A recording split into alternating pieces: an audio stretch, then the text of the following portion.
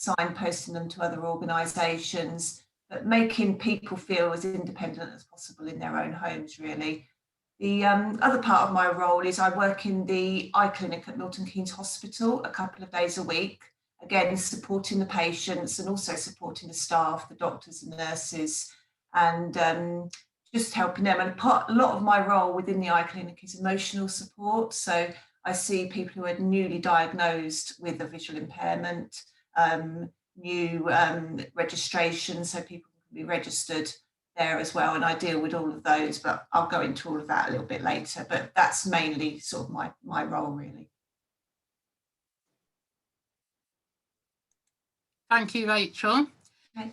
So from everybody else, what I'd like to know is your name, what your role is, or what capacity you're in this training today, and also what you would like to learn about sight and hearing loss.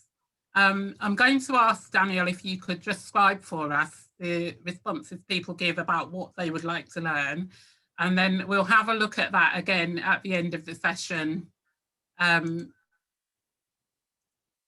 just to make sure that we've followed it up. Bear with me, I'm just fuffing with my screens so that I can see everybody. Right, that's better. Okay, so I'm going to go according to what I've got on my screen. So I'm going to start with, is it Jo-san? Right, spot on, Pauline, spot on. Okay. I'm Jo-san, I'm supporting Danielle with the session today, and I'd like to learn how to communicate better for people to understand. Yeah. Because obviously we just assume everyone can hear and see just as we do. So it'd be nice to learn more. Thank you. Thank you, Jasan. What, Jasan? Let me get the name right. Am I getting the name right? Jo-san, yep. Yes. What I would say to you is you speak slightly fast. So if you were speaking to someone and they were having difficulty hearing you, you know, if they kept saying pardon, then you may just need to slow down your speech a little bit. And I will talk about that coming up. Not like that, but what I would say is if you concentrate more on speaking as clearly as possible, that will automatically make you slow down. Thanks very much for that, Jasan. Danielle, do you want to introduce yourself? I've been calling your name all morning. Yeah, sure. I'm taking on the advice that you've just given, Jo-san, because I'm aware I speak very fast. Yeah, I'm really keen to learn how we can make sure we're reaching as many people as possible, and also to learn the different techniques and tips and tricks I think are really useful. Thank you. Thank you. And the same to you, Danielle. Slightly fast. I find it with younger people in particular, they talk really, really quickly. I think for a lot of people with hearing loss, if they're used to your voice, it's not too bad. But when they're meeting new people, they will struggle. So just take that on board. Rachel, interject if there's anything you want to say. Will do, yeah. Yeah, Rachel's speaking from a sight loss perspective. So do interject, Rachel. Sue Varley. You're muted, Sue. Sorry, my name's Sue Varley. I work for Wolfton Community Council. I'm Wellbeing and a Mental Health Community Officer. I'm hoping today to get a better understanding of things we could put in place to offer a better service to anybody that walks through our door or rings in or wants to use our advice service or any of the services at the council. Absolutely brilliant. That's just, it's really good to have. I think we've got you on our mailing list too, because I remember sending emails to you. That's excellent. Yeah. My feedback to you, your face is a little bit in shadow. Okay. So I can hear your voice quite clearly, but just something to bear in mind if you're speaking to somebody with, I would say either both a sight or a hearing loss, is to have the light on your face, because it just makes them easier to lip read or to see you. Okay. A little bit of feedback. Okay. But you speak really well, I have to say that. My dad was pretty hard of hearing. Yeah, that's one thing I was, sorry. Sorry, go ahead. That was one thing I was just going to say, that sort of makes maybe the room a little bit brighter, or yeah, you're in the shadow a little bit. It would be difficult for people with a sight loss to see you clearly enough, really. Okay. And it really. You've got to paint your room soon. I'll put your light on in a minute. Okay, thank you. I've got Chanel Smith next. Sorry, I need to unmute myself. Yes, my name is Chanel. I'm from Community Impact Bucks, very small charity in Buckinghamshire. We are actually already starting to work on our accessibility, especially on our website and our other communications strategies. So very keen to learn about ways that we can improve this. Yeah. Great, that's wonderful. I'm quite excited that we've got representatives from services that are actually offering support to the general public, because I think a lot of the time accessibility isn't taken into account. And I can give you some examples of that as we go along. So I haven't got any feedback for you, Chanel. Quite well there. Featured pet, you are. And then I've got Caroline. Yeah. Hello, I'm Caroline French and I work at MK Snap. I'm head of learner services, so we're a charity that provides a service for people with learning disabilities and autism. So communication's vitally important anyway. So it's always based on, you know, each individual. So I'd like to have some more awareness of communicate, you know, some tips and knowledge about communicating with people that have got some sight and hearing problems.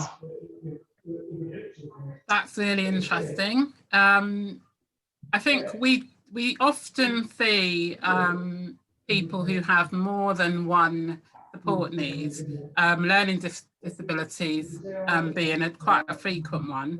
And we're really interested in working with organisations where somebody may have a learning disability and a sight loss or a hearing loss. So I'm quite glad to have you. In terms of feedback, I could have you a little bit more central on your screen. Yeah, I was trying to move the camera, but so that I can see your mouth, because what happens is your mouth drops off the bottom of the screen. I know, I was trying to. That's okay. And the other thing is, I think I can hear some feedback there. If you've got some noise in the background. Oh, I know, yeah. I'm at work, so it's, yeah. I understand. Yeah, I understand. And if you're at work, there's not a lot you can do about it. But just to be aware, if you were speaking to someone, that sound can be a little bit distracting. Anything there, Rachel? No, don't think so, no. Rachel's happy with you. There you go. Right. Okay, I'll go and shut the door. If you mute as well, Caroline, so that that's lovely. Okay, then I've got Rebecca. Hello, I am Rebecca Fewings and I am the Marketing and Communications Manager for Milton Keynes Community Foundation. As a team, we really promote inclusivity. So really, I'd like to be practicing what I'm preaching and make sure that our communications are as accessible as possible. We are about to launch a new website and it's in the planning stages at the moment. So I'm really keen to learn how we can make our website as accessible as possible and make sure that there are no barriers for people in the community to access advice or apply for funding. If I don't think I mentioned what we do. I'm sure some of you have heard of us already, but we provide grants to local community groups and charities so they can fund vital projects. Thank you. Thank you very much, Rebecca. And we have heard of you and we've had some money from you. Thank you very much indeed. I think we've actually set up, was it one of our support groups? Rachel, with Milton Keynes. Yeah, we have 2 support groups actually that we've set up. So we like you. Very Good to know. No, in terms of feedback, you know, you were very clear. You've got a lovely kitchen in the background, but that's just me being really nosy. Thank you. But yeah, very clear, and I can see your face. You're nice and sensual. Any feedback there, Rachel? No, nothing. No. Rachel's happy with you as well. So Yep. you're doing really well, Rebecca. And again, it's really lovely that we've got an organisation again thinking about inclusive, being as inclusive as possible with their communications, because that's what we need. Moving on, we've got Rhiannon. Hello, I'm Rhiannon. I apologise that there's drilling going on in the neighbouring flat. So please tell me and if it's annoying anyone, and I'll leave or mute myself. I'm from Still Green Co-housing. We're working with town to set up a co-housing community for people over 50 as part of the Love Wolverton redevelopment project. I'm a member of the board, and we're looking to be as inclusive as possible in every way. The limitation being people must be over 50. And on average, a number of us are likely to have some degree of sight or hearing loss at some stage in our life together. So we're trying to be as inclusive as possible. Thank you very much, Rhiannon. And I can't hear the drilling next door. I don't know if anybody else can, but the only feedback I'd give you is, again, you're a little bit near the bottom of the screen, so I can't see your mouth very well when you're speaking, but your voice is really good. Anything, Rachel? No, nothing, no. One of the things I will say to organisations that have talked about inclusivity, please contact me after this training. We've got service user forums where we, you know, our service users meet on a regular basis, and they are very happy and willing to give you feedback on your services and how accessible they are. They can do that a lot better than me because we're not all the same, and it's a kind of a good way of getting wider feedback from people who could potentially be using your services. So please contact me afterwards, or even once you've had the training, because this is an ongoing thing, you know, and it's important, I think, that we cover all bases really. So then I've got Tim. Thanks very much, Rhiannon, and I've got Tim now. Morning, everyone. I help run a sailing club for people with disabilities in Milton Keynes. Many of our members are hearing impaired or sight impaired, and because we're trying to explain sometimes quite difficult concepts, I wanted to attend today to get a feeling for how I could better communicate with our people that need extra help. I'm also losing my hearing myself, so anything that helps with that is going to be a bonus. Okay, that's excellent. Did you say a sailing club, Tim? Yes, Caldecott Lake. Sailing. Oh, I was going to say, where's this? Okay, that's interesting. That's really interesting. And so you're saying that in the club, sometimes you're trying to explain things and yes, you're not able to communicate freely. And let people know, obviously keeping them in a loop about what's happening as we go through the day. Sometimes they might be sitting there thinking, well, when is it my turn to go sailing? Or, you know, what do I need to do to get prepared, and so on. So. Oh, that's really interesting. So that's great, Tim. So my feedback to you is you're a little bit far away from your screen, yes, and that affects the sound a little bit. And I understand that there may be reasons for that. But again, the reason why I'm giving the feedback is just if you are having difficulty communicating with someone, that might be some of the reasons why. So it isn't so much about today, because I can manage to hear you quite well. But it's just if somebody with perhaps less hearing than me is struggling, that might be the reason why. I understand. I'm wearing headphones and a microphone, so shouldn't make too much difference how far I'm away from the screen. But I take the point. I take the point. Okay. Thanks, Tim. Thank you for that. Anything, Rachel? No, same thing as you, really. Just a little bit too far away from the screen would, make it difficult for people sometimes. But okay. So then I've got Danny from Mind. Morning, everyone. My name is Danny. I'm the Fundraising and Communications Officer at Mind BLMK. People might know who we are, but if you don't, we're the mental health charity for Bedfordshire, Luton and Milton Keynes. And we're affiliated with National Mind, but we are our own independent charity. Because I'm on the communications team, it's really important to be as inclusive and as accessible as possible through our communications. And so really I'm here today to learn more about how we can do that successfully, and just make sure that we are accessible on all of our platforms, and being as inclusive as possible. So thank you. Thanks very much, Danny. I think the only feedback I've got for you is the background. Now, I understand the reason why people have background, and you've been keeping fairly still, so your face has been visible the whole time you were speaking. But I have been on Zoom sessions where people move about and then the background goes over their face and I haven't got a clue what they're saying. So just be aware of that. Again, if you're having difficulty communicating with someone, it could be because you're disappearing into your background. Okay, thanks very much. And then Nick.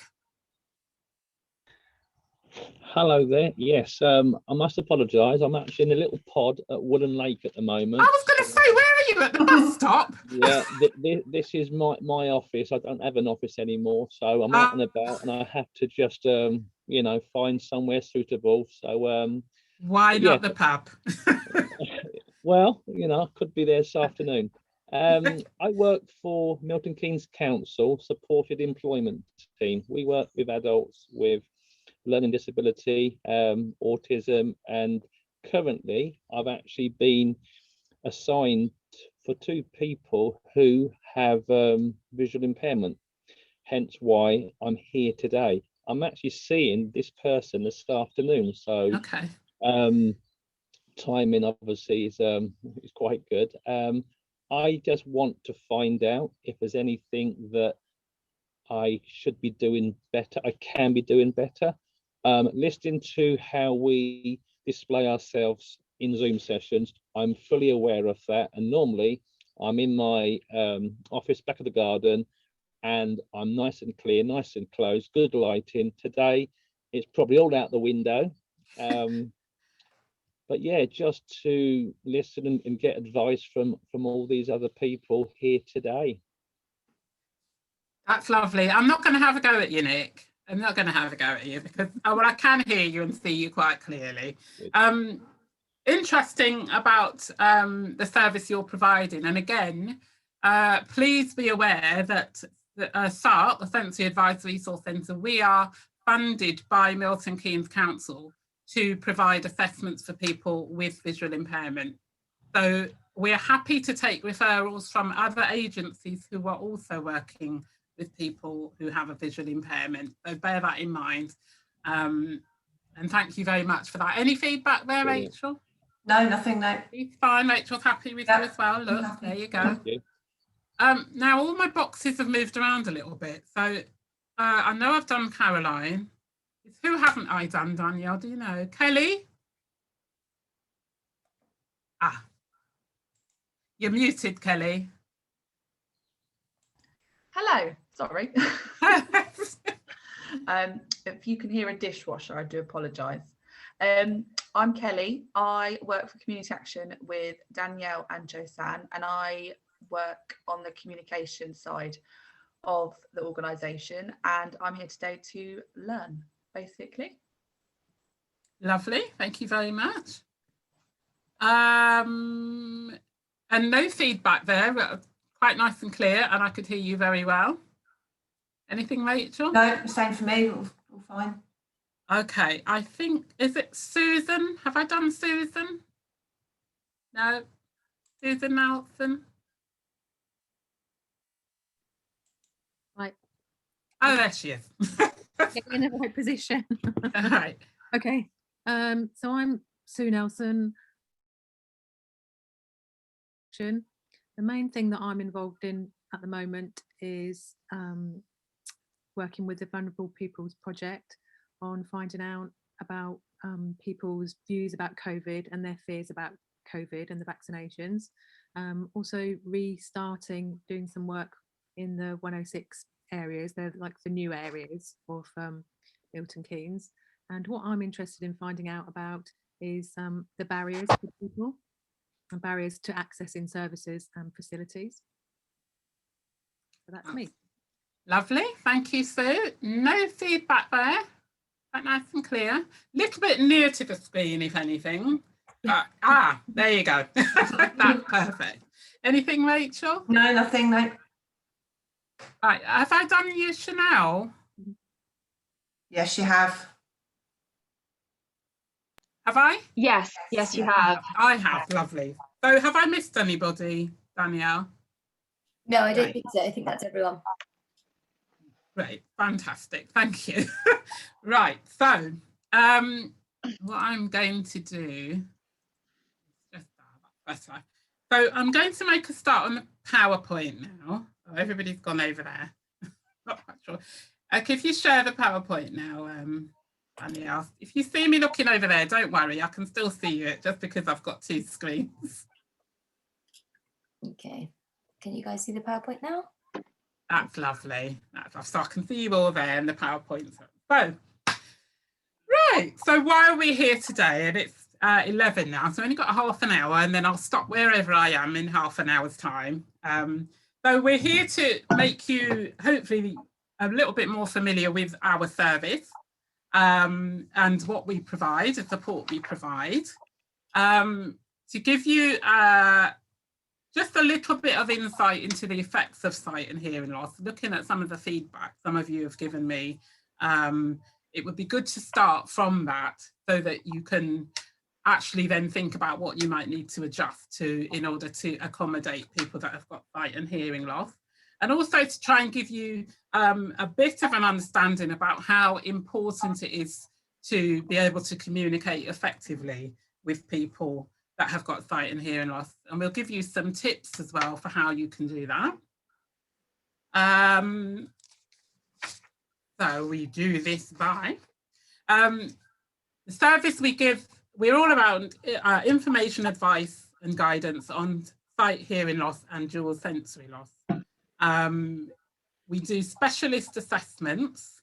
So for instance, if someone is is under the care of, for instance, a learning disability service or Mind, what we would ask is that they invite us to assess together with them, because a lot of the time, you know, our specialised subject is what we're focused on, and less so on the fact that the person has sight and hearing loss, which could impact their outcomes. Can I just ask everyone to mute, because I can hear some background noise as I'm speaking. Thank you.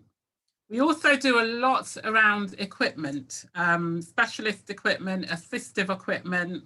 We have a resource centre in the centre of Milton Keynes that under normal circumstances we would invite people to drop in, and we're hoping to start that again. In fact, we'll be having an equipment day coming up soon where people can make appointments to come down and have equipment demonstrated to them. There's a lot around equipment in terms of supporting people to live as independently as possible. And a lot of the time, people are not aware of the equipment because you can't buy it in Argos or Tesco's. It's normally specialist providers.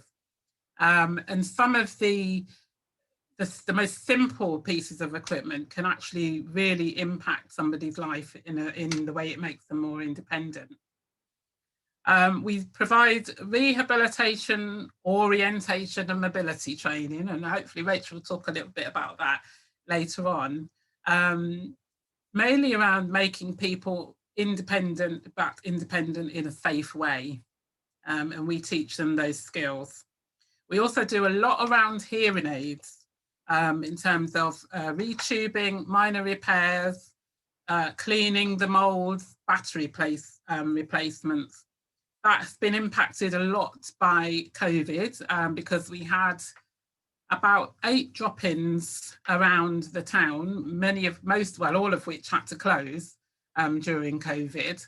And people were really struggling for support with their hearing aids, but we've done our best to try and meet that need. We've been visiting people in their homes. We've been doing Zoom calls with people, showing them how to use their hearing aids, retube their hearing aids, change their batteries, that kind of thing. We do an awful lot around hearing aids.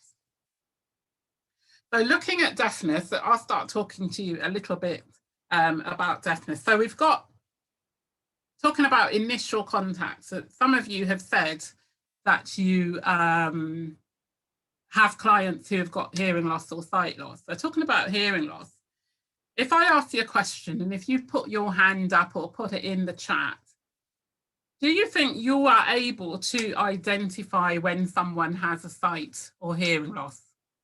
Can you identify that, and how would you identify that? Anyone? Talk to me, people.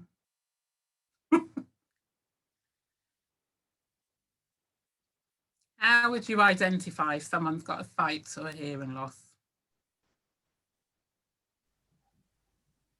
Sometimes the equipment that they have, i.e. they could have a stick, or you could see hearing aids. Could be. So it could be from the equipment like hearing aids, right? Anything else? They might shout quite loud themselves. They might sound, sorry? They might be quite loud as they're talking to you. Okay, they might speak to you in a loud voice, yeah?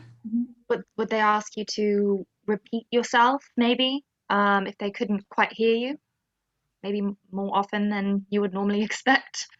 Yeah, that's right. They might come along with a friend or some support who will talk on their behalf because they're not confident of getting being able to communicate effectively. That's right. Might have somebody else with them. Anything else? I think that's everything around them is just amplified more. The radio's extra loud, the TV's extra loud. That would tell me that they've got a hearing impairment and maybe need to get it addressed if they already haven't. That's correct. That's correct. All of those are correct. And I think the important thing is that if any one of you come across any one of those things when you're dealing with someone, to consider that they might have a hearing loss. What about sight loss? Apart from the equipment one, what about sight loss? How would you identify someone has a sight loss? They might not make eye contact with you. Okay. You can take this one over, Rachel. Holding things close to their face. Holding things close to their face. Yeah, that's a good one. Bumping into things. Yep. All right. They might ask for support when if you're reading something, or additional support with presenting or something along those lines. Absolutely, yeah.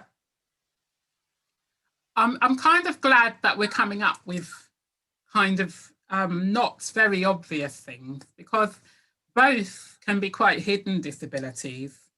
And people with sight and hearing loss normally struggle because people around them are not aware of the fact that they may have a sight or hearing loss. So I think for those of you who didn't pick up on some of the things some of other people have said, just bear that in mind. Some of those things that have been said may identify a sight loss. And what would you say are the issues faced by people with sight and hearing loss? Maybe a lack of support. A lack of support in what way? in terms of accessibility with any companies that they face or any places that they go. If there's not, for example, today we've got the reading at the bottom, the text coming up at the bottom. Some companies may not be aware of this. If they're creating content for, you know, video content, some people might not be aware of that. Yeah. That's great. That's great. Anything else? People often treat them like they're aliens. I'll give you an example. When my grandmother was in this is slightly different, but she was in a wheelchair, and she asked somebody in the garden centre a question, and they wouldn't look at her. They answered me, and I got really, really offended and shot him down a few. But yeah, people with sight and hearing loss, I think, suffer from that as well, don't they? Yes, I think in different ways. In different ways. But anything else before I start talking? Because once I start talking, you never stop. Yeah, anything else? The gentleman that I'm going to be seeing later, he's got it in his head that no one is going to give him a job because of his impairment. Right. And he said, you know, what's the point of me even meeting you, because I'm a job coach. So already he feels that, you know, there's not a lot for him out there. And obviously that'll be my job to explain that, you know, you're treated no differently from people who, you know, who don't have an impairment. And, you know, we are in the business of giving people hope and support, aren't we? But the sad fact is unemployment is extreme. I think I've got the figure somewhere, among people with disability anyway, but particularly visual impairment, because it's an uphill battle actually trying to get things in place so that people can be employed in a job. Many of them have got great abilities, but it's just the struggle. Right, I'm getting conscious of time. I've got to stop talking too much. So do you know, does anybody know what I've got vision and hearing rehabilitation involves? So what kind of things do you think we do?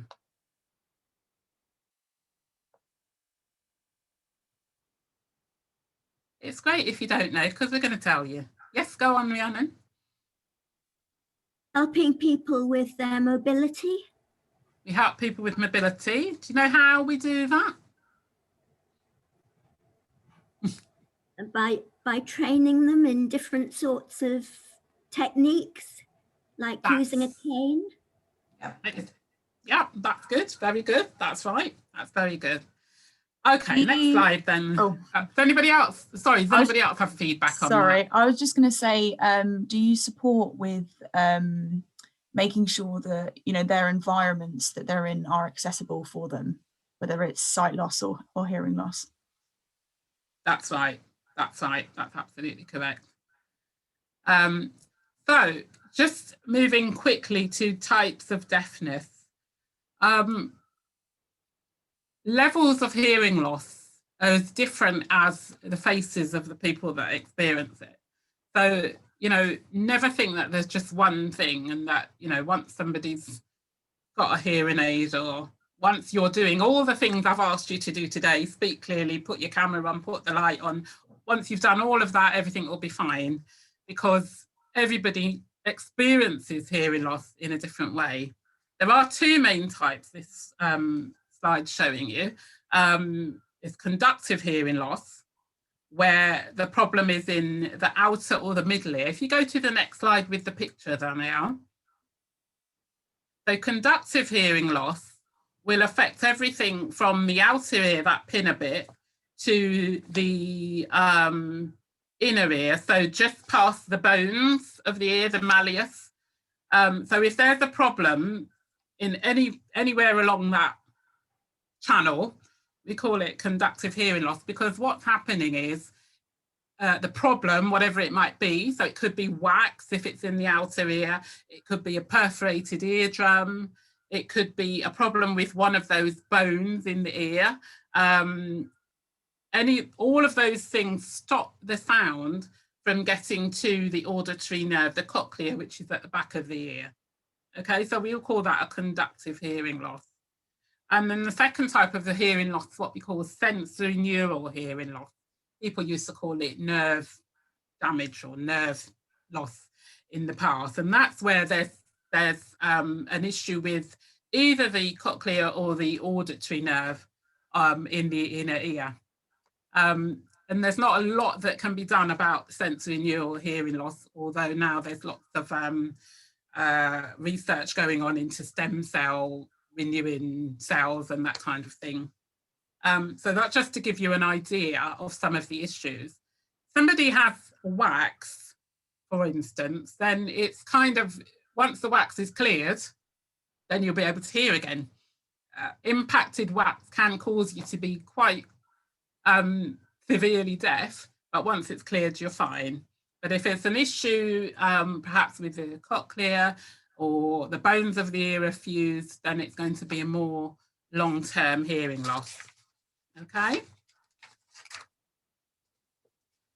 Right, I'm on visual impairments on mine, Danielle. Can you see the what is visual impairment slide? And then I'll turn over to, that one should have been further down. There you go. There you go. The one. I'll hand over to Rachel. Right, just make sure I was off mute.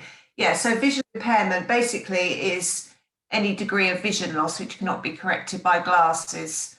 So when I wear contact lenses, but obviously I would need glasses for distance, but they wouldn't say that I've got a visual impairment because of that.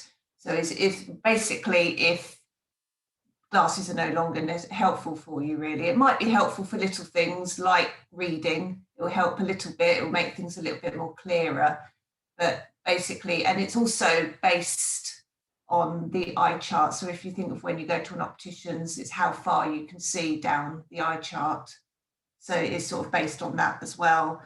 And also, as it says on there, affects a person's ability to perform the tasks of daily living. So we look at things like how they're managing in their kitchen, how they're managing to cook. Are they still able to cut and chop food? Are they able to make drinks? Are they able basically to see the buttons on a microwave oven or an oven? Are they able to do that safely? And so that's sort of the main things with what a visual impairment is. Obviously, it's based on eye conditions as well, because there are lots and lots of different eye conditions. So yeah, if we can have the next one. So they're the more common eye conditions. So you've got the age-related macular degeneration. I'm not sure if you're aware, but there is macular degeneration can happen in younger people as well, and it affects the central vision. So the macula is a very, very tiny part of the eye, at the back of the eye on the retina, but it affects the central vision.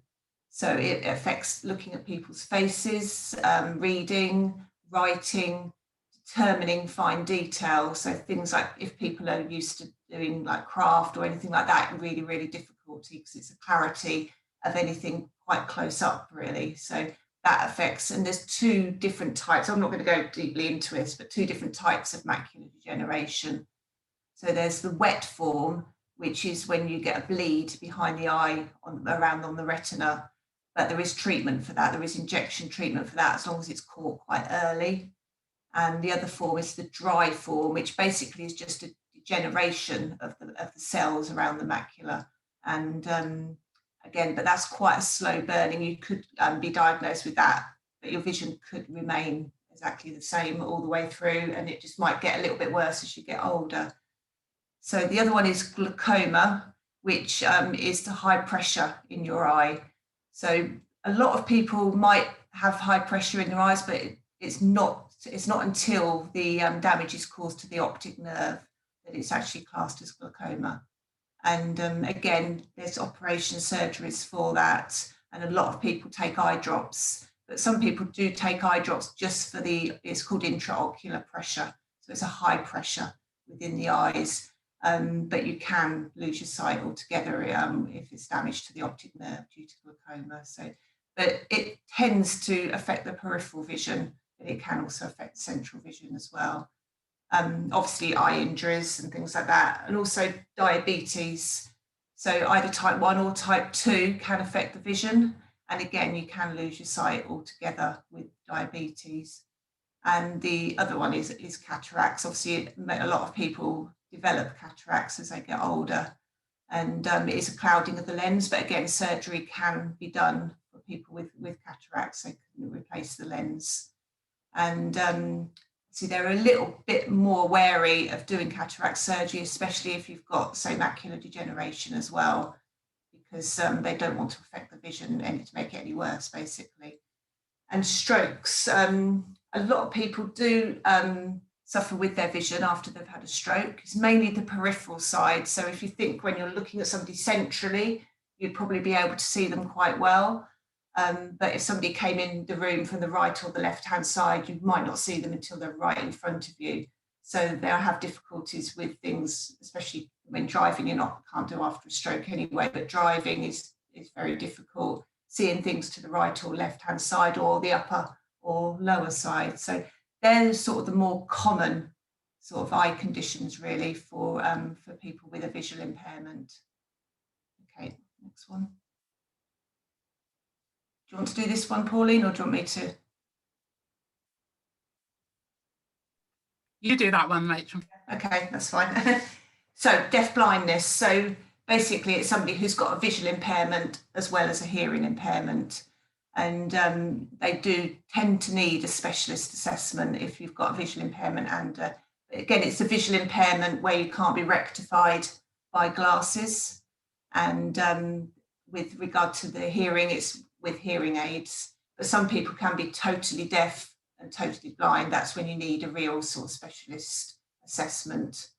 Obviously, the things that affect people who have got hearing loss and things that affect people with a visual loss, they're sort of into one. So it's a little bit more sort of a specialist area.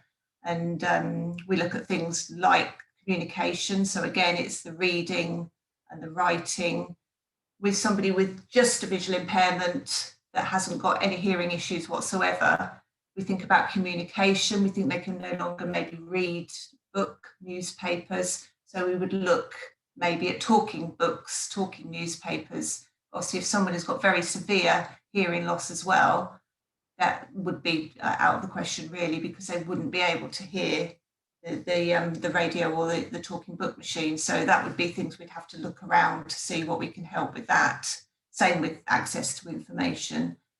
Also with regard to mobility, I was just going to ask a question actually. If you saw somebody with a white walking stick or a long white cane that had red marking, red tape around it, does anybody know what that means? Has anybody ever seen anybody with a white cane or stick with red tape around it? Yeah, that is the dual, as in deaf-blindness, isn't it? That's right. Yeah. So if they've got, even if it's a symbol cane, the very small cane, but they've got hearing loss as well, we can actually mark with red tape, and that signifies that they've also got a hearing loss as well as a sight loss. And also with guide dogs, they have a special harness for people who have both got hearing loss and sight loss. So it's rather than the normal high-vis harness, they'll have a white one with red markings on it as well to signify that they've got both. So yeah, that's the sort of thing. Okay, so effective communication, yeah. So when you walk into a room, so say you were going into say you're in a care home and somebody walked into their room, you must always introduce yourself, especially if they've got a visual impairment, because then they'll probably see somebody coming into their room, but they're not going to know who that person is. So always say, you know, oh, hi, Mrs. Smith, it's Rachel. I've come to see you about this. Just introduce yourself so you know they're there. I think same with a lot of people who have carers. The carers just walk in and say, oh, hello, but you actually have to say who you are. Also, when you're out and about in the street as well, if you know somebody has got sight loss, rather than just waving over the street and shouting their name, they're going to have no clue who you are.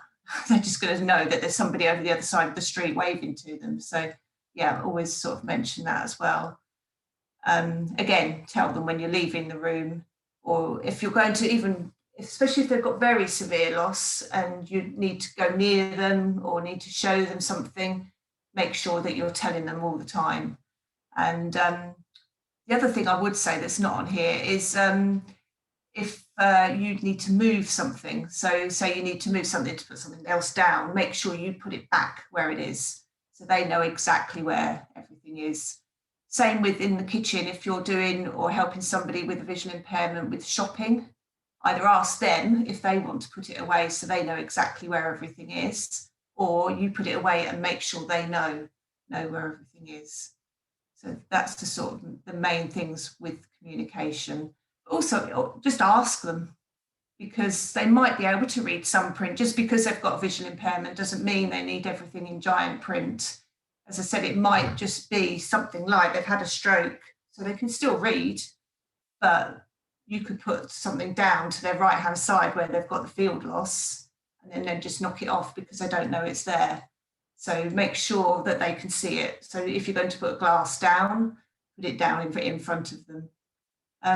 One other thing in the kitchen as well, if you're doing glass is a particular problem, because especially if you've got lighter work surfaces, they've got lighter work surfaces, they might not know a glass is there. So try and put as much as you can towards the back of the work surface, nearer to the wall. So then they'll know it where everything is then. So, and it's things like good colour contrast and things like that as well, which I think we're going to go on to in a minute anyway.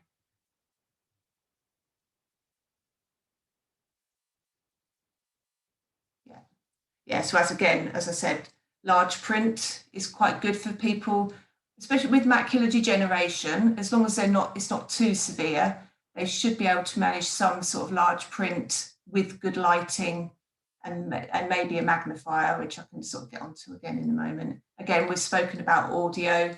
So you can have audio books, which come in various different formats now. You can get them in on a memory stick. You can get them downloaded. You can still get them on CD, obviously tending to phase out the tapes now. But again, they're still doing tapes at the library, I think, and places like that. The other thing is Braille, but obviously you have to be quite specialist in Braille. You need somebody to make it up for them as well. But some people still do Braille. At SARC, we also have a Braille group. So during COVID, we've actually done that over Zoom, and that's proved quite successful. So we have a volunteer who's very, very good with the Braille. And then before they were having weekly sessions. So a small group of people just getting together because they want to learn Braille.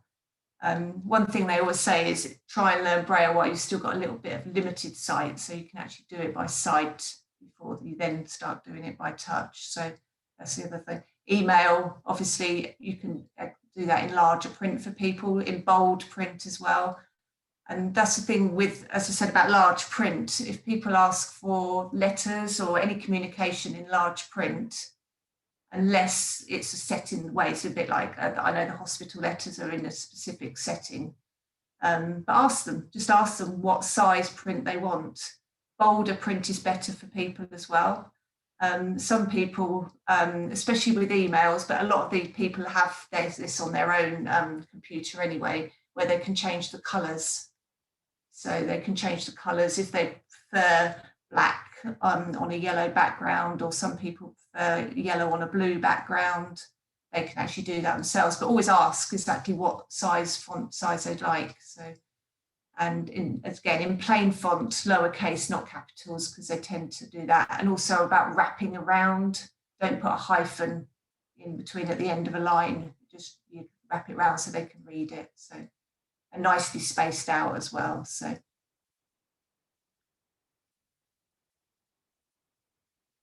Yeah, and again, this is just basically what I was saying earlier. So lighting, one thing that we can do at SARC, myself and Debbie, who's our qualified rehabilitation officer, we can visit people for a lighting assessment.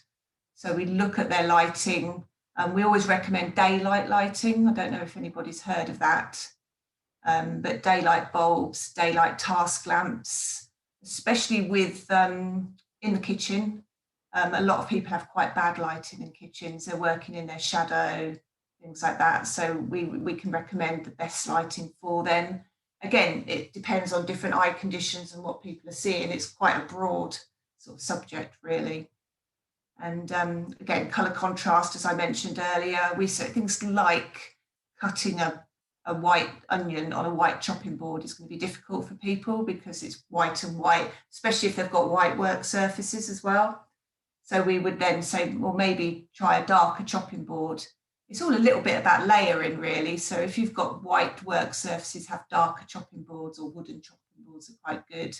And things like that. Again, as I said earlier, make things as clutter-free as possible, pushing items to the back of work surfaces and things like that. And yeah, as I said earlier, make sure you're telling people where you're putting things. Don't move things around without their knowledge. And really, with visual impairment, the plainer things are, the better for people. So yeah, and audible and tactile markings. So I don't know if anyone's ever seen any of our tactile markings. They're called bump-ons. So they're basically brightly coloured raised stickers. So as I said earlier about going into people's houses, looking at their kitchen appliances in particular.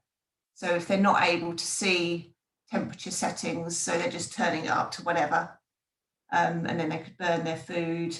But we can put, they're very small tactile markings, really. They're just stickers, basically. And you stick those on, say they were looking at the oven at 200 degrees, you put one on there. That saves them then having to guess, having to go and get a magnifier or a torch. And they're brightly coloured. So if you've got low vision, you'll be able to, should be able to see them. Or if not, you could feel where you need to go. But they can go on any appliances. I went to visit somebody yesterday and put them on their mobile phone, and they could work their mobile phone by the time I left. So things like that. Thermostat controls are really good. Keyholes, people trying to distinguish where the keyholes are. I can just put one of those so they can actually feel them to be able to put it in. But again, with keyholes, good colour contrast is quite good. So yeah, sort of things like that. Any questions for Rachel? Thank you for that. Quite a lot then, yeah. Just wonder if there are any questions in relation to your particular service users that you wanted to ask Rachel about sight loss.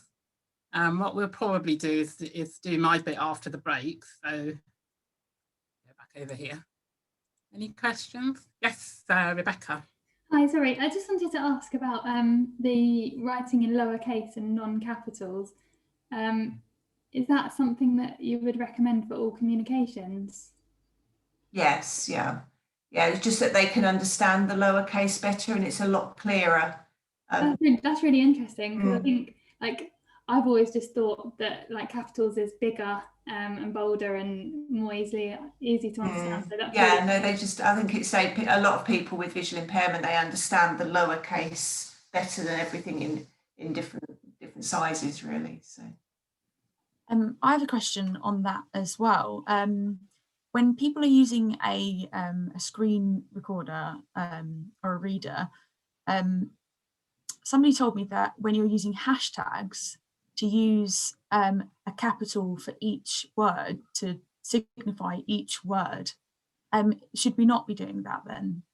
So that it clearly reads, otherwise if when they're reading or when the screen recorder or reader, sorry, is reading back the hashtag, it reads back as not the correct, it's not clear. Whereas if you use capital letters, it makes it clear to what each word is. Is that, or is this? I don't know. Yeah, I've heard that as well. And I don't think we're saying to not use capital letters at all. I think what we're saying is not to use all capital letters. So just write it as you would normally write it, with the capitals in the places where they're supposed to go. That's the normal writing. And for hashtags, you're quite correct. I've heard that as well, and I've tried to practice that myself. So with hashtags, you would normally write the whole thing, weren't you? You know, I like crochet, all one word, no spaces.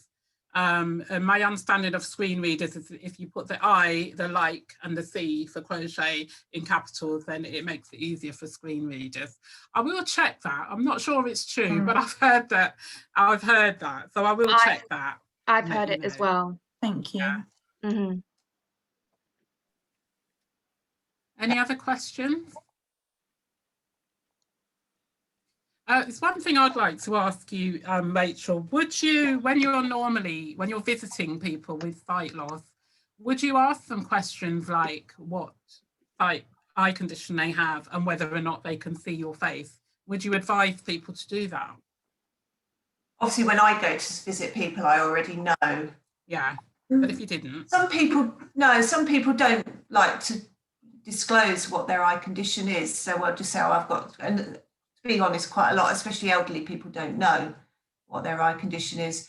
But yeah, you could just ask questions around that. Just say, oh, how, when looking at me now, can you see my features? That's what I wouldn't say, can you see my face, but can you see if I've got jewelry on? Can you see if I've got glasses or something? Yeah, just like that, really. I think that might just give you an idea of where there might be difficulties if they say they can't. As I said earlier, you don't want to presume that everybody can't see your face just because you've got. No. It could be that they've got, other things you're difficult with. So yeah. I've got another question, if that's okay. Yeah. Do you think for businesses and companies, when we're employing new people, do you think there's a way that we, it should be mandatory for when people coming and training happens, that we ask in advance, is there any additional support, needed to make this easier for you? Or is there any terminology or wording that you would advise to use in that instance so that people feel more included, and we can just make sure that all of our training is inclusive from the get-go? I hear a lot of people I see, they'll go in, say for an interview, for example, plonked in front of a screen and said, here you go, just carry on with it. And a lot of people are too embarrassed just to say, I'm sorry, but I can't see that. So I would just say, do you need any further support, or is there, have you got a disability that you would need further support with? And they could just say, could you? A lot of people might just need the font increased on their on the computer, and they might just ask for that, or a little bit bolder, or things like that. So yeah, I'd always ask.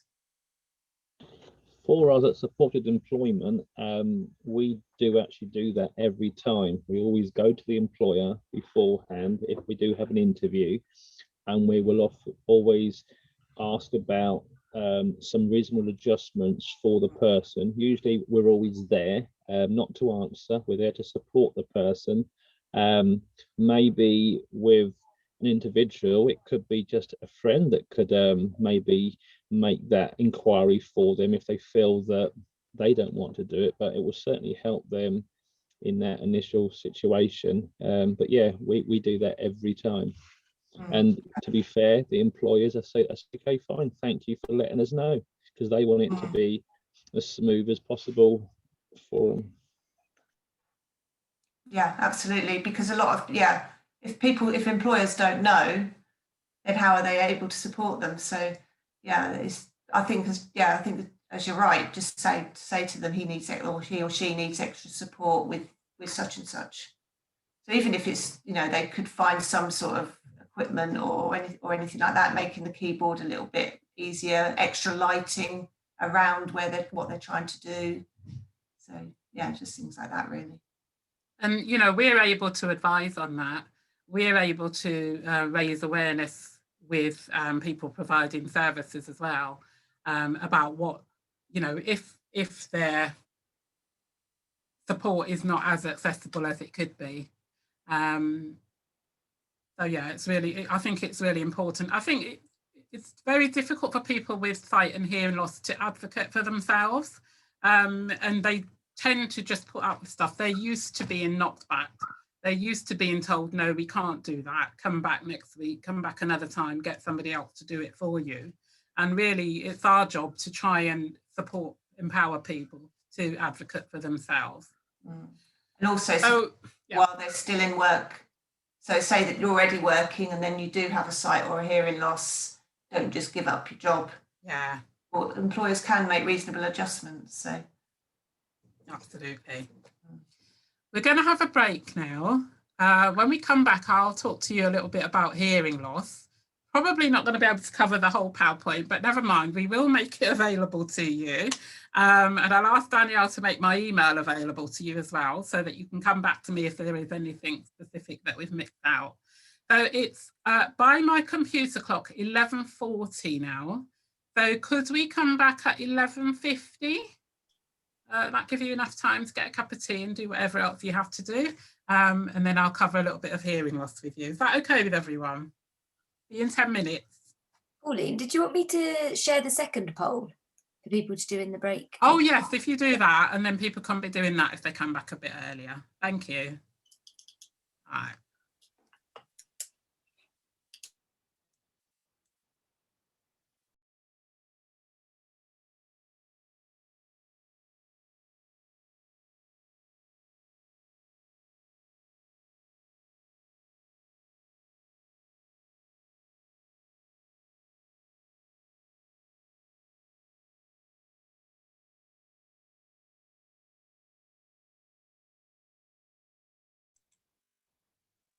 Hello, I think everybody's back. Is everybody back? We'll make a start anyway. But if we start by looking at the poll results, there's 3 questions, and the first one is, that's gone over there now. What is the estimated number of people in the UK living with sight loss? Most of you have said 8 million. And the actual answer is the estimated number of people is 2 million. So 22% of you got that right. I think you just didn't want to be caught out because of a hearing loss question, wasn't it? So Rachel can correct me if I'm wrong, but I got this information from RNIB, and it says that the picture of the estimated number of people with sight loss includes not just people who are registered, but also people who are waiting for treatment, people whose sight could be improved, people who are not registered, and people, or because their sight loss is not at a level that allows them to be registered. Question 2, what ratio of people over the age of 75 are living with sight loss? And we've got most people saying 1 in 5, which is correct. And there's half of all people over 90 are actually living with sight loss. So that's quite a high percentage as people get older. And the last one, what percentage of blind people of working age are in employment? And most of you have said 27%, and that is correct, which is a really low number, a really, really low number of people with sight loss. And so a lot of work, I think, needs to be done around employment. And I know Rachel will agree that many of our service users are really struggling because of the lack of accessibility. Okay, so I'm going to try and talk to you about some issues surrounding hearing loss. So if we go to the good communication tactics slide, Danielle, if you're able to. Right. Bear with me, I'm just sorting my screens out so that I could see you and see the slide at the same time. Bear with me. Right, that's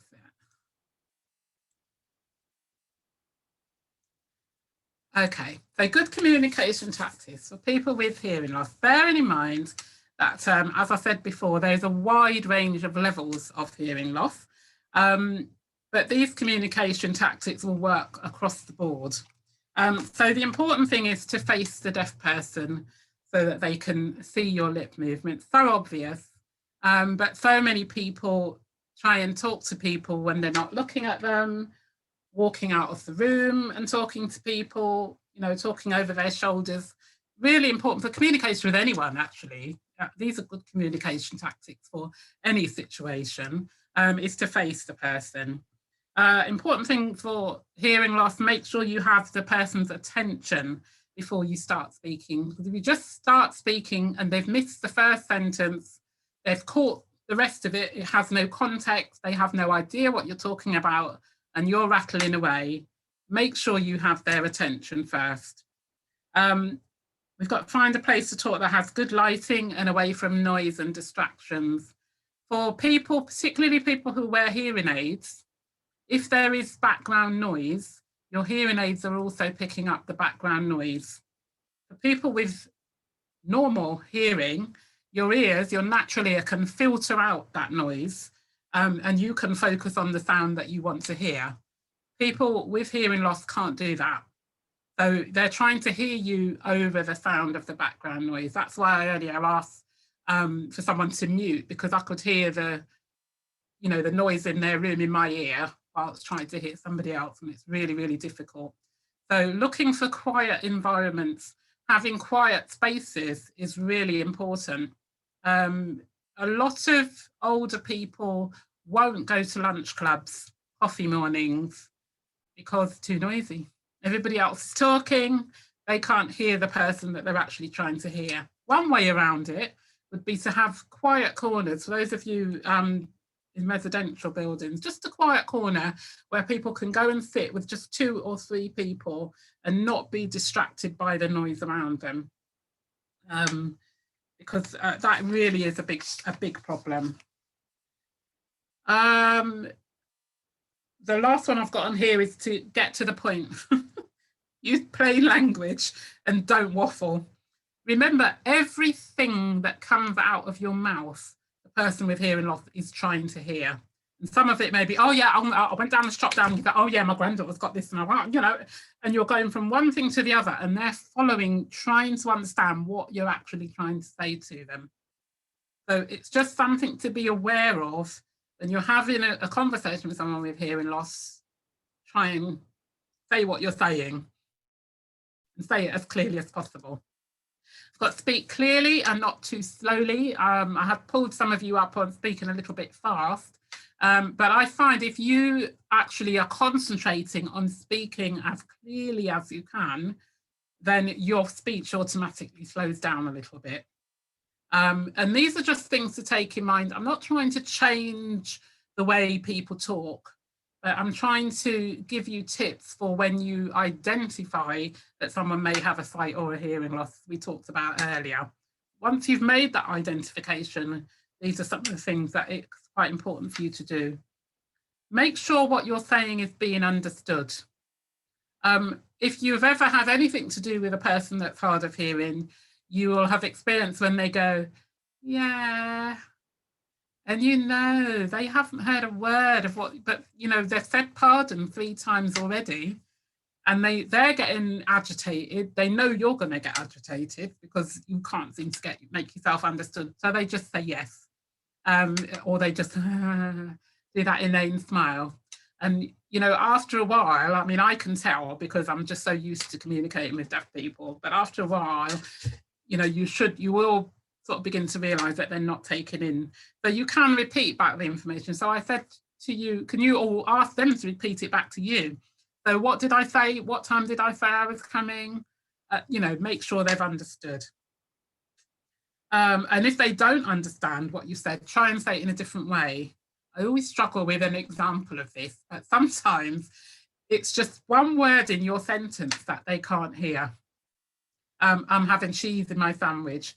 They might not be able to hear cheese. And so they keep saying, pardon, pardon, pardon, pardon. And you say the same thing.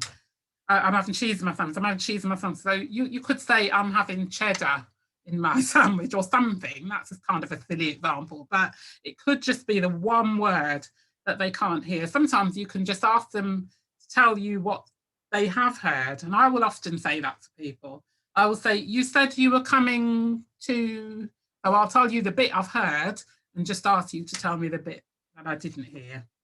Keep your voice down.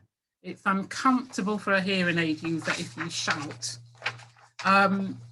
With the masks that have come on, I have never felt so deaf in my life, and I've been wearing hearing aids for over 30 years now, and I have never ever felt as disabled as I have done since the advent of people wearing masks.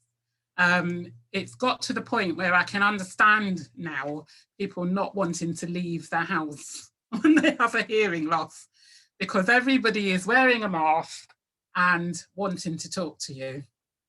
So I go to the shop and the lady is asking me if I want a bag, I think. She's asking me if I'm going to buy anything that's on special offer today, I think. She's asking me if I'm paying by card, I think. It could be, I don't know, because she's wearing a mask. And so it's so important that a lot of that you have an understanding of what that does for a person who's relying on your facial expressions and also on their residual hearing. What the mask does, it takes away the facial expressions, and the residual hearing is then having to find out what this person is saying. And in many cases, as in my case, there's not enough residual hearing.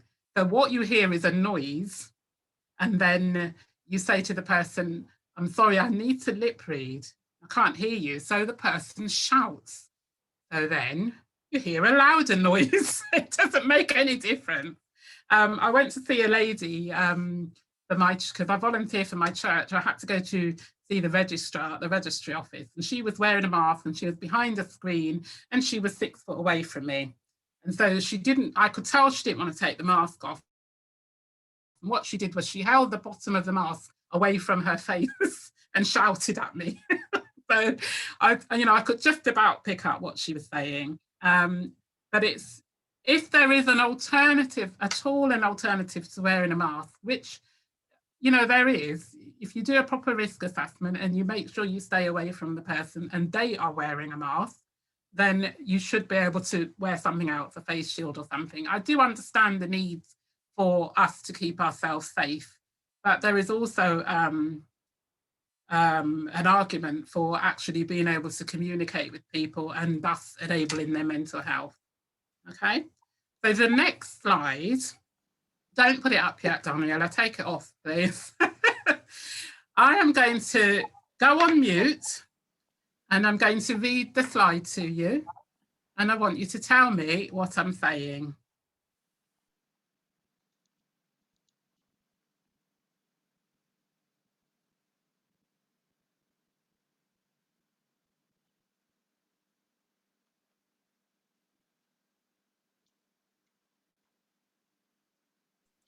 I'll do it again, okay?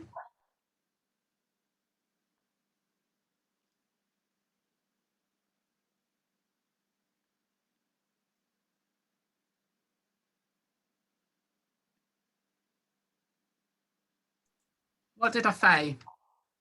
Are you Chanel? What did I say? I heard, I saw some things. I said, I think you started. What did you see? Just tell me what you saw. I think it was something on the lines of lip reading is an essential part of communication for people with hearing loss. Something you did really well there. You did really well. Anybody else? I think I saw the word difficulties in there, but I've got a clue. Not really got a clue. You thought you saw difficulty? Yeah, after I think I saw lip reading right at the beginning, and then after about 6 or 7 words, I thought it said difficulties or. Okay, I didn't, but anyway. Anybody else? Anybody I would echo what Chanel said. I saw lip reading is an essential part of people with hearing loss. Wow. Did anybody not see anything at all? Wow. Even though you were looking straight at me. What I should have done is made you big. That was my error. Right. That is so interesting to me. So, okay, you can put the slides up now, Danielle, because I read the first bullet point. And so some of you did really well, really, really well. And I have found in my experience that there are people who can lip read better than others for some reason. I don't know why that is. I actually rely on lip reading a lot, and I can hear more when I can lip read, but I wouldn't do very well in that test because I find it very difficult to lip read without context or with no sound at all. So, you know, if you didn't get anything, don't worry, so you're not alone. And you'll see there, research shows that only 20% of information can be understood by lip reading.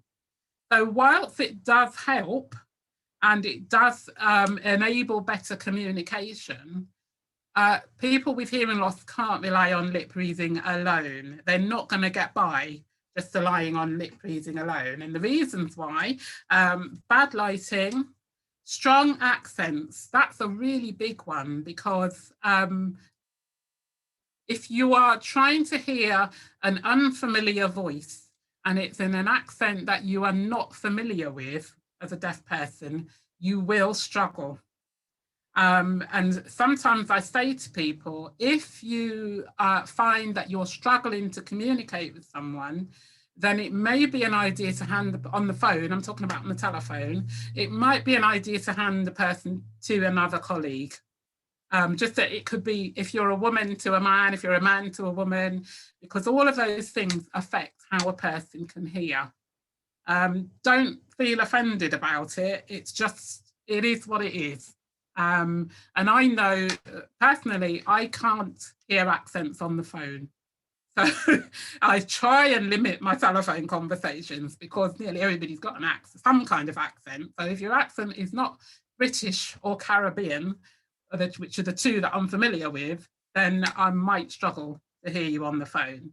It's just, that's what it is. There's presence of a moustache or beard, anything covering the mouth. People do put their hands on their mouths and talk a lot like that, or think, you know, all of those things can make it difficult for a person.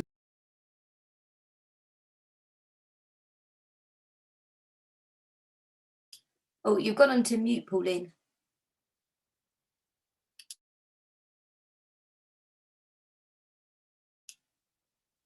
Oh, you seem to still be on mute. Have you muted yourself by? I'm muted. There you go. I didn't say all that muted, did I? Did I? Yeah. Oh my God. All the lip reading stuff. No, not all the lip reading stuff. Oh, okay, that's okay then. So has anybody ever worked with somebody that's profoundly deaf and uses sign language? Nobody at all.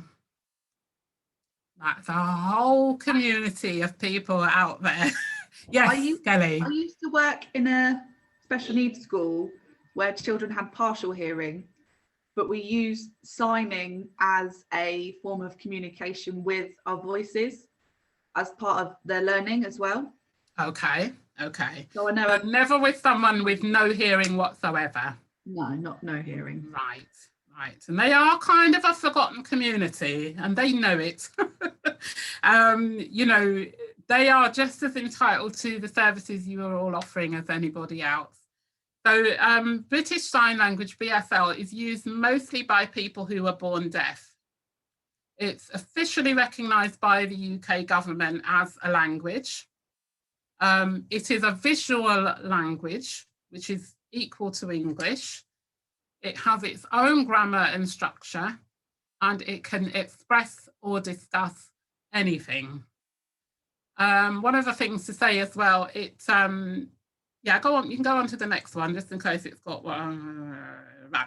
One of the things to say is it is regional, and there isn't one sign language. It's not a universal language. So you have American Sign Language, Australian Sign Language, Japanese Sign Language, it's regional. So in different areas of the UK, the signs may be different. People whose first language is BSL, and this is what a lot of people may not know, may not be able to read or write English. So I had a conversation with someone fairly high up in Milton Keynes Council, talking about how to make the council website more accessible. And she was saying, but if person's got hearing loss, why can't they just read the website? If they can't, you know, because I was talking about adding BSL to the website, and she said, well, why can't they just read it? And it's because it's not their first language. So some profoundly deaf people maybe went to deaf schools where they use sign language, so they didn't learn to read and write in English. Some can, but English is not their first language, BSL is. So you imagine trying to read a website that's French.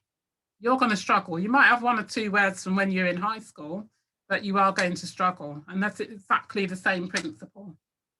So for that reason, a BSL interpreter should always be provided when requested. There's something going around about hospitals or doctor surgeries asking families to interpret on behalf of a deaf person. It's just not acceptable. Absolutely not acceptable.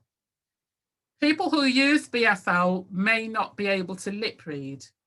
Remember, you're speaking English and English may not be their first language. I'm actually doing my level 2 BSL at the moment. I did the level 1 about 20 years ago, so it's a bit of a struggle at the moment. But lots of the signs have no English equivalent. There's no English equivalent to the sign. So if someone is signing what I'm saying, they are not signing the words I am saying, they are interpreting the words I'm saying. So it's coming into the interpreter in English and she's projecting it in BSL. And that's how it works. People who use, for that reason, people who use BSL may take longer to understand the process that's been explained to them. So again, you've got your BSL person, you're providing a service, you've provided an interpreter, but it may take a few goes to get them to understand the concept. I think it was Tim that was talking about the sailing, and sometimes the having to explain some of the concepts could be difficult because it's a different environment, it's something they're not used to. And it's very similar for trying to explain things to people who use BSL. So if you're communicating with people who use BSL, this is a letter that I've put together. Hello, Jane. With regard to the issues we spoke about previously, I have arranged an appointment to come and see you in your home on Thursday, 12th of July at 2:30 p.m. Please let me know if this appointment is acceptable. There's a lot of English in that, a lot of jargon in that. And normally I'd ask for your feedback, but I've got my eye on the time. So if you put up the other letter, this is what we would write as a service to try and condense it. Hello, Jane. Can I come to your house Thursday, 12th of July, 2:30 p.m. Put a question mark so that they know you're asking them something about problem with bank. Please let me know yes or no. So that letter was actually written by a deaf woman who worked with Rachel and I as what she would find an acceptable way to get that information. She is a native BSL user. Just get straight to the point, what I'm writing you about, no waffle in it, just the information. Any questions on BSL before I move on? I have one. Yes, someone? There you are. Sorry.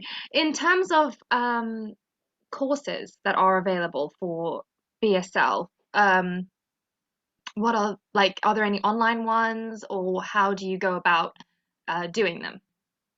Are you in Milton Keynes? I'm in Buckinghamshire, so Aylesbury. Oh, you're in Bucks. Okay. Yeah.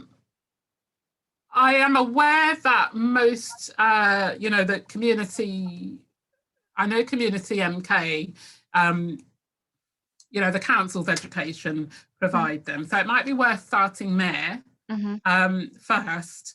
The course I'm doing at the moment is online with a view to it going in person, but throughout the pandemic they have been going online. I'll make a note of that and send you some information about that. That would be great. Thank you. If I don't write it down, it doesn't happen. Okay, any other questions? No? Okay, so what's the next slide? So anyone offering support to deaf people should address, if a deaf person contacts you, what are their communication needs?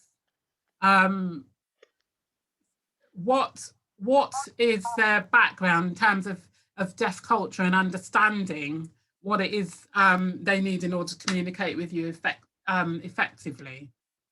What's the impact of their deafness on their life and perhaps on their ability to access the service that you're providing?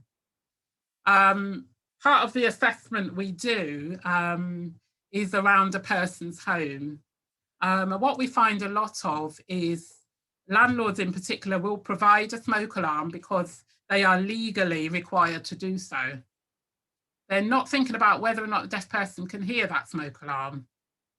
And even deaf people themselves, if it's somebody like me that wears hearing aids, maybe in the daytime with the hearing aids on, if the smoke alarm goes off when they're burning the toast or frying bacon, they're like, fine, I can hear the smoke alarm, but what about when you take the hearing aids out at night and you're asleep on one side? Some people may have one-sided deafness and the deaf ear is out. What, can you hear the smoke alarm then? So we would often write to the landlord and say, you have a person living in your property, you have provided a smoke alarm, but the deaf person can't hear it. So you would need to provide them something that would alert them in the event of a fire. Otherwise, you have not met your obligations. You'd have to make some kind of reasonable adjustment. So that's just part of taking into account the impact on the deaf person's life. So be person-centred. What does that individual need in terms of accessing your service? And consider working with a specialist worker or advocate like us. Work alongside us. We can give you some tips and ideas as to what to do.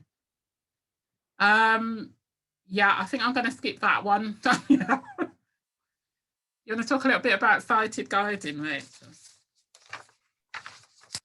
Yeah, just basically, if somebody does need guiding, I mean, it says it all there. People like guiding in different ways, to be honest. It's not, that isn't uniform, they have to do it like that. Some people prefer to link arms. It is obviously difficult at the moment due to social distancing, but a law has been passed with help from the RNIB that if a person with a visual impairment needs guiding, they can be guided. You don't have to use social distancing, and as long as that person is wearing a mask and gloves, possibly PPE, basically. So they would need guiding, but always ask them. Don't just immediately think, oh, well, no, this person's got something, you know, they've got a visual impairment, let's guide them over here, push them over here, because they don't like that. They want to be led by them, really. If they want to link arms, do it that way. Just be careful. And also, especially crossing roads, don't just say step, because they need to know whether it's a step up or a step down. And also when you're guiding, if you're coming to a little bit of a slope, things like, especially in Milton Keynes with tree branches and things like that, make sure that they're aware. Some people have walked people with a visual impairment into trees and branches because they're all right, they've forgotten that the low back hanging branch is actually in front of the person who's being guided. So just, yeah, basically things like that, just bear in mind, but always ask them. Don't presume that they know that they want to be guided. I have to say I'm pretty rubbish at sighted guiding. I'm guiding a client of ours from the taxi to the front door of our office, and I'm saying to her, okay, we're going right now, and she's like, that was left poorly. Terrible at it. It's almost like you have to do a running commentary as you're going. Okay, what's the next slide? So different types of hearing aid. That's just a picture there to show you. The two that people often get mixed up are the last two, the bone-anchored hearing aid, the cochlear implant. The bone-anchored hearing aid is very similar to a standard behind the ear aid, except that it's anchored to your skull bone. And what it's for is, so remember I talked about the different types of hearing loss. So people with a bone-anchored hearing aid normally have a hearing nerve that's working fine, but there's some kind of blockage to that sound getting to the hearing nerve. It could be that the bones have fused, or they don't have an outer ear or something, and the anchor then on the back, just behind their ear, will send the sound directly to that hearing nerve. The cochlear implant, however, is for people who cannot benefit from standard hearing aids. And what it actually does, it takes away all your natural hearing. So you wouldn't be given a cochlear implant unless your hearing was at such a level that it was of no use to you with hearing aids. And it will give you kind of artificial implants into the hearing nerve, allowing you to hear. And it does work really well. The people that I know that have a cochlear implant can manage really well with one. What to expect from hearing aids, because a lot of people still think, oh, put your hearing aid on, change the batteries, turn it up a bit, and you'll be able to hear. It's important to remember that a person wearing hearing aids still has hearing loss. And so what the aid is doing is it supports the hearing they have left, but they're still losing hearing. They still have hearing loss. They should help to make speech heard and to make it heard more clearly. They also help with environmental sounds. They can also link up with, nowadays, with smartphones, Bluetooth enabled equipment, even National Health hearing aids now. Some of them are coming out with Bluetooth hearing aids that can link up with your smartphone.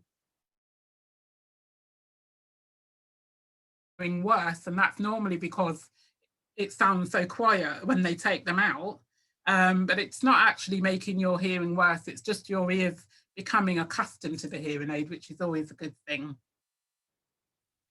Hearing aids help people with hearing loss to improve their level of hearing, but they don't give you back the hearing that you've lost.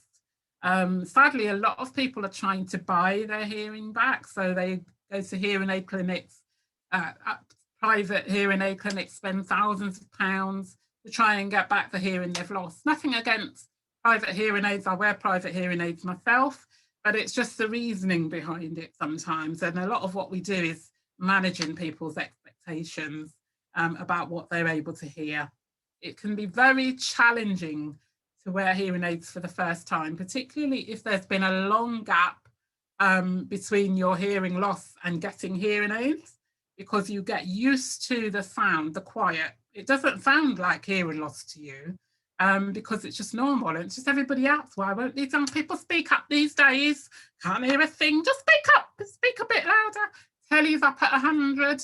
Somebody talked about that being a sign, and it's so true. I've actually been to visit people where I can hear the TV when I'm parking the car, and I have hearing loss, quite severe hearing loss. So you can imagine, you go in and it's the sound, but to them it just sounds, it's just normal. They still can't hear it, in fact, but they're turning up just to get something.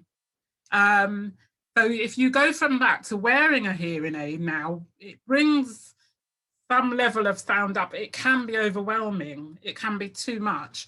And you remember that I say that hearing aids, they can be programmed and tweaked, but generally speaking, pick up everything.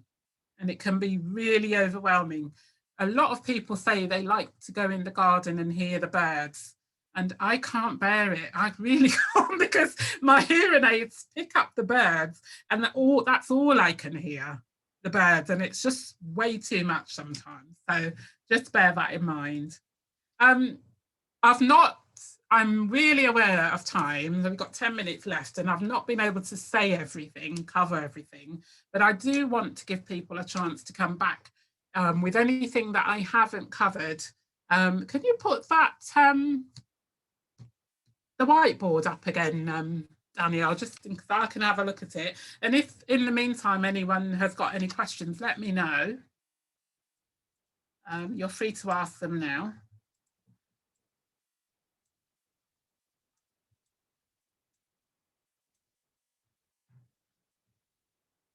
Where's it gone? Okay, right. Bear with me while I sort myself out again. Okay, any questions on anything Rachel or I have said? Go ahead, Rhiannon. Yes, it's really good to hear about the services you provide. Do you charge for them?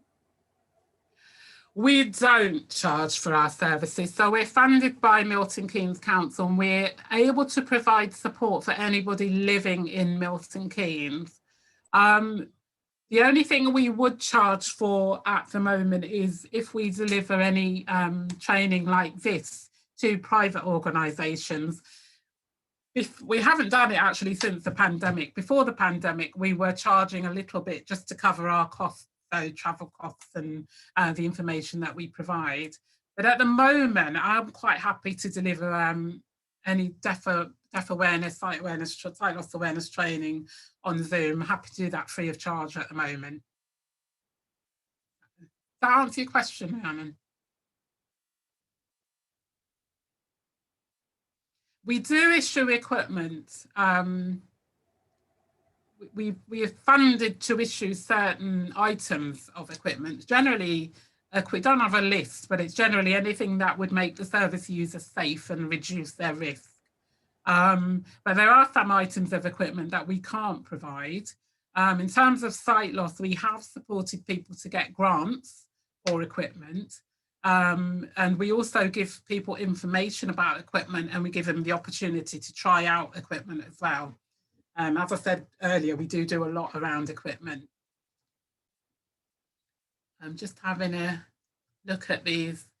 Communicate better. Most of your things were around communication. Tips and knowledge of how to communicate. Could I ask if people are maybe applying for PIP or ESA or any of the benefits, does anybody within your organisation help people fill those forms in? Because sometimes it's wording an issue, isn't it? And you know, with the best will in the world, whilst we help people, I was just wondering if you would do that with a more specialist eye. We don't help with filling in forms. There are other agencies that do that. It's not part of our remit. What we do, and it's generally for BSL users, people who use BSL as their first language, they'll come to us with a letter, a PIP letter, and say, what do we do now? So we can guide them a little bit through the process and give them an information about how they can access support. But no, we don't actually give support with filling in forms. That's not our remit. Okay, thanks. Yeah, Rebecca. What to try for that would be the CIL Centre of Integrated Living. That's where we signpost all our people for application forms with their benefits. I think CIL will do some work around that as well. Not so you just said that. CAB, CAB support with that as well. Yeah, them as well. Yeah. Rebecca.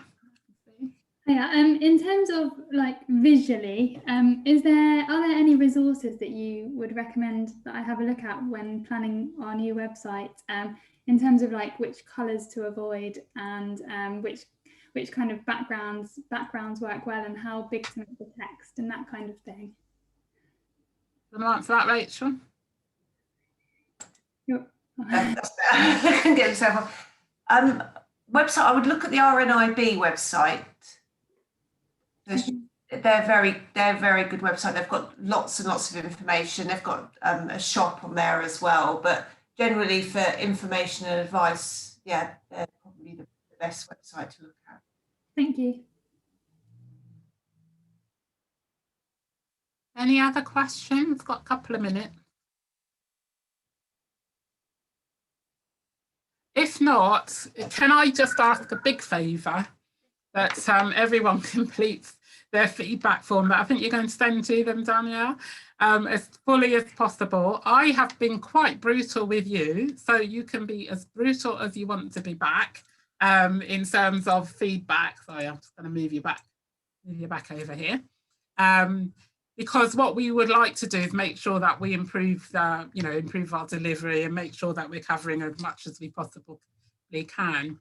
I'm happy for you all to have my email address, which I put in the chat, so that you can contact me about anything additional that you want from our service. Let me just, I can't type and talk at the same time. Bear with me a second. Yeah. I do have a question actually. I've just thought of one. Sorry. Is there any terminology around loss of sight or loss of hearing that you would either recommend using, or, for example, for mental health, we're obviously aware of some words not to use when you know, our service users with difficult mental health. So if there is any terminology that you would recommend not using, or if there is any specific terminology that I don't know whether I'm making myself clear. I just you are. Yeah. Yeah. Do you want to answer from the side? Yeah, I was just going to say, a few years ago, with people when they were registered with a visual impairment, it was either partial sight registration or blind registration. They took although the blind word is still on there, it's now a sight impaired, stroke partially sighted, and severely sight impaired blind. So don't tend to use the blind word. So don't say to someone, "Are you blind?" Say, "Do you have a visual impairment?" Or do you have a term, some kind of sight loss, rather than using blind? Because a lot of people still use visually impaired, or they don't even recognise some people partial sight. So yeah, just say visual impairment rather than the blind word. A lot of people don't like the blind word. And yeah, you'll have people who call themselves blind, and I'm quite happy to say that. You will definitely have people who identify as deaf, and we talk about big D deaf and little d deaf. So people who identify as deaf use BSL, and that is their deaf culture. They will describe themselves as deaf big D. And perhaps somebody like myself, although I was born deaf, I kind of have an acquired hearing loss, and it got worse as I got older, and I would be little d deaf. But again, the trouble with political correctness is that it can be quite fluid. I think if you say things like, if I said something like deaf and dumb, you would know instantly that that's not a term that we would use at the moment. A lot of older people will still use it, or there's, you know, I'm deaf as a post, or, you know, that lady that came to visit me who's a member of our team, she's deaf and dumb. We wouldn't use that. We would say profoundly deaf or deaf without speech. It can be a bit of a minefield, but I wouldn't get too het up about it. You could ask people, you know, how would you like me to refer to you? And that's always the easiest way of doing it, isn't it? Not assuming and just asking people. Okay. That's really helpful. Thank you. So if there are no more questions, that's me done. Amiel? Brilliant, thank you. If there's any more questions that do come up, feel free to email us them, and then I can get them over to Pauline, or like you've got her email address now as well. We just want to say thank you, a massive thank you to Pauline and Rachel for delivering the training, and for you guys for coming. We have spoken about doing another session, so if any colleagues or anyone is interested, then let them know and they could drop us an email, and then we'll arrange that again with Pauline to run another session with you. And yeah, please fill out the form